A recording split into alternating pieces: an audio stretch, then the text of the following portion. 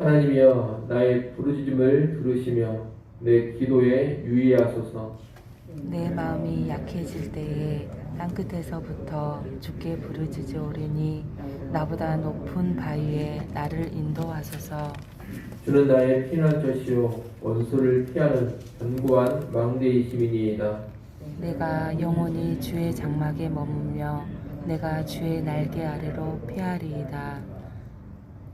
주 하나님이여 주께서 나의 소원을 들으시고 주의 이름을 경외하는 자가 얻을 기업을 내게 주셨나이다. 주께서 왕에게 장수하게 하사 그의 나이가 여러 대에 미치게 하시리이다. 그가 영원히 하나님 앞에서 거주하리니 인자와 진리를 예비하사 그를 보호하소서. 그리하시면 내가 주의 이름을 영원히 찬양하며 매일 나의 소원을 이행하리이다. 아멘. 시편 61편은 다윗의 시인데 정확한 역사적 배경은 나와 있지 않습니다. 다만 2절에서 땅끝에서 부르짖는다는 표현이 있고 6절에 보면 왕권이 계속되기를 요청하는 내용이 있는 것으로 봐서 다윗이 왕위에 오른 후에 있었던 힘든 상황과 연관된 것으로 보입니다. 어떤 사람들은 다윗이 아들 압살롬의 반역으로 왕권을 잃고서 황급히 예루살렘을 떠나 예루살렘 동편 마하나임 땅에 피해 있을 때 지은 것으로 보기도 합니다. 하지만 정확하지는 않습니다. 다윗은 1절에서 하나님의 나의 부르짖음을 들으시며 내 기도에 유의하소서라고 합니다. 부르짖음은 기쁠 때 내는 큰 소리이기도 하고 반대로 슬프고 괴로울 때 내는 큰 소리이기도 합니다. 본문에서는 비탄과 눈물이 섞인 슬픈 가운데 외치는 부르짖음입니다. 다윗은 큰 소리로 울부짖으면서 지금 기도하고 있습니다. 또 유의하소서라고 했는데 유의하소서라는 말은 집중해서 신중하게 들어달라는 뜻입니다. 하나님께서 자신의 기도를 단 한마디도 놓치지 않으시고 세세하게 들어주시기를 바라는 겁니다. 이 부르짖음이나 유의하소서라는 표현은 다윗이 그만큼 절박한 상황에서 기도하고 있음을 우리에게 알려줍니다. 2절은 절박한 다윗의 상황이 나와 있습니다. 다윗은 내 마음이 약해질 때 땅끝에서부터 주께 부르짖는다고 합니다. 다윗의 마음은 지금 약해져 있습니다. 주변의 상황이 너무 힘들어서 기력이 다 쇠했고 기절할 것과 같은 그런 상태입니다. 그런 상황에서 마지막 힘을 따내어서 하나님께 부르짖고 있습니다. 또 땅끝에서 부르짖는다고 하는데 이 땅끝은 지리적으로 가장 먼 곳이나 국경지대 또는 유배지를 뜻합니다. 다윗이 실제 그런 먼 곳으로 가 있을 수도 있겠습니다만 그것보다는 다윗의 마음 상태를 의미하는 말로 보는 것이 좋겠습니다. 땅끝에 있는 것과 같은 그런 마음의 상태인 겁니다. 아무도 내 마음을 이해해 주지 않고 도와주지도 않는 것 같습니다. 철저하게 고립된 것처럼 느껴집니다. 그런 마음 상태를 땅끝으로 표현한 것으로 우리가 볼 수 있겠습니다. 다윗은 이렇게 약해져 있고 땅끝에 있는 것 같은 상황에서 자신을 자기보다 높은 바위로 올려주시기를 구합니다. 높은 바위는 대적의 힘이 미치지 못하는 곳을 의미합니다. 그런데 다윗이 가기로 하는 높은 바위는 실상 어디냐? 하나님 그분 아닙니다. 그래서 다윗은 바로 이어 3절에서 하나님을 이렇게 고백합니다. 3절 말씀을 같이 한번 읽어보겠습니다. 함께 읽습니다. 주는 나의 피난처시요 원수를 피하는 견고한 망대이심이니이다. 아멘. 다윗은 하나님을 피난처와 견고한 망대라고 고백을 하고 있습니다. 거센 폭풍우가 몰려오고 재난이 닥친다 하더라도 안전한 피난처로만 들어가 있으면 안심할 수가 있습니다. 또 전쟁이 일어난다 하더라도 견고한 망대에 있으면 안전합니다. 외적인 상황보다 더 중요한 것은 내가 어디에 있느냐입니다. 다윗은 피난처가 되시고 견고한 망대가 되시는 하나님 안으로만 들어가면 안전할 수 있으리라 이렇게 생각을 합니다. 그래서 피난처가 되시고 견고한 망대가 되시는 하나님 안에 거하기를 원하는 겁니다. 그 소망 가운데 4절을 말합니다. 내가 영원히 주의 장막에 머물며 내가 주의 날개 아래로 피하리이다 라고 합니다. 주의 장막이란 하나님이 계신 하나님의 성소를 가리키는 말입니다. 다윗은 그 성소에 머물기를 원합니다. 하나님의 임재 안에 있기를 원하는 겁니다. 다윗은 또 하나님께 피하는 것을 주의 날개 아래에 피하는 것으로 표현합니다. 주의 날개 아래란 어린 새들이 어미새의 날개 아래서 감싸져 있는 것을 염두에 둔 표현입니다.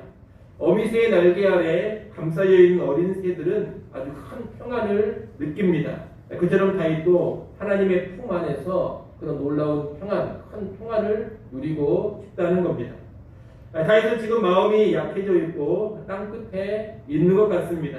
기력이 쇠하고 위태합니다. 고독하고 불안합니다. 그러나 하나님의 임재 안으로만 들어가면 하나님 품 안에 깃들이기만 하면 안전과 평안을 보장받을 수 있다는 것을 잘 알고 있습니다.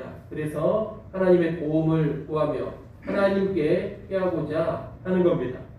다윗이 이렇게 하나님께 도움을 구하며 하나님께 피하고자 하는 것은 하나님이 과거에 이미 큰 은혜를 주셨기 때문이기도 합니다.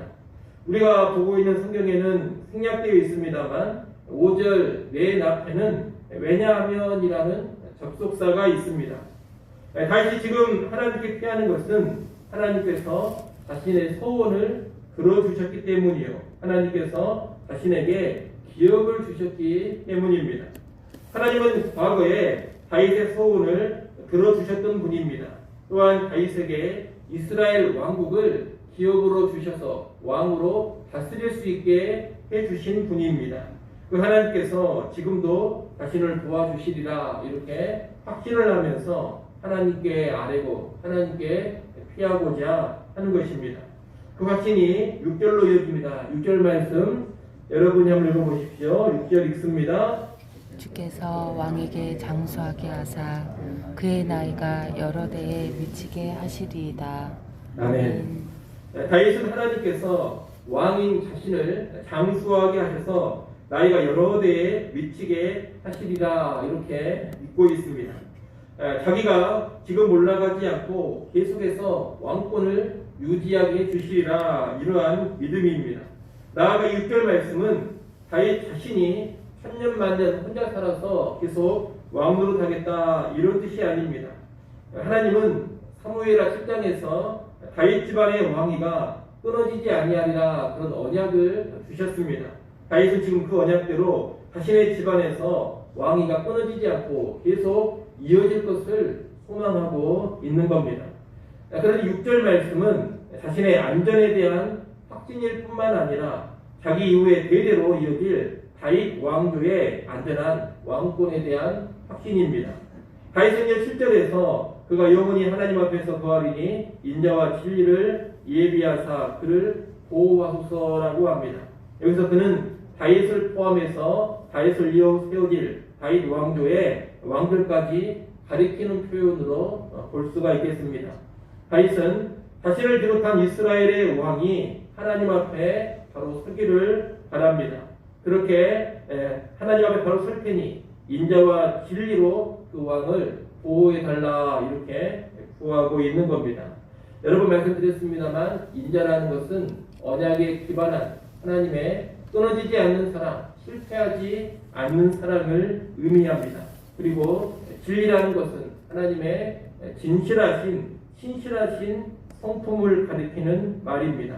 다윗은 늘 하나님을 의식하며 하나님 앞에 서는 그 왕을 인자와 진리로 보호해 주십시오 이렇게 간구하고 있는 겁니다.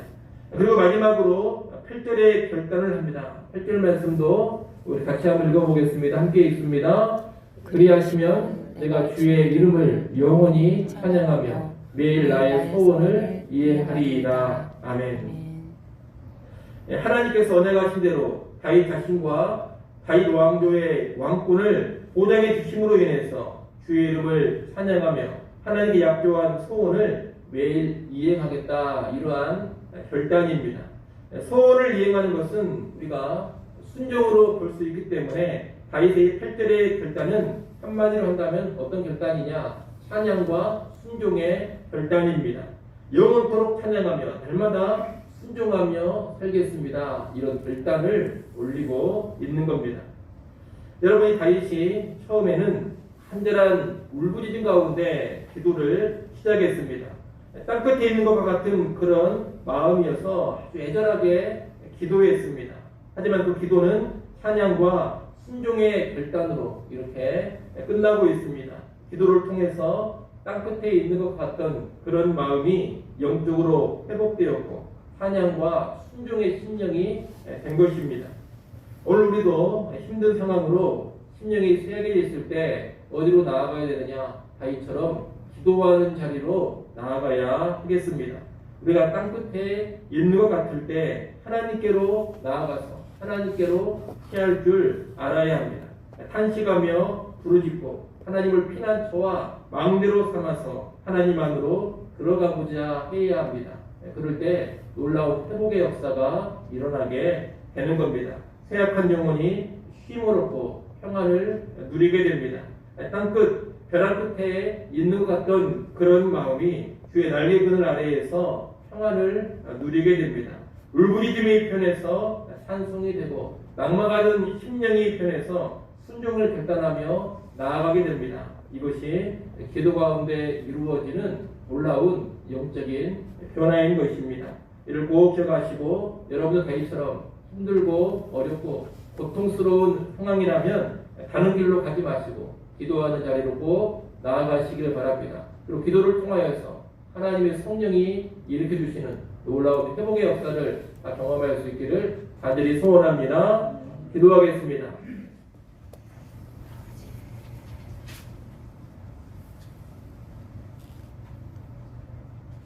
하나님 아버지, 기력이 다 쇠하여지고 땅끝에 있는 것과 같던 다윗이 하나님께 나아가 울부짖고 기도하는 가운데 놀랍게 회복되는 것을 보았습니다.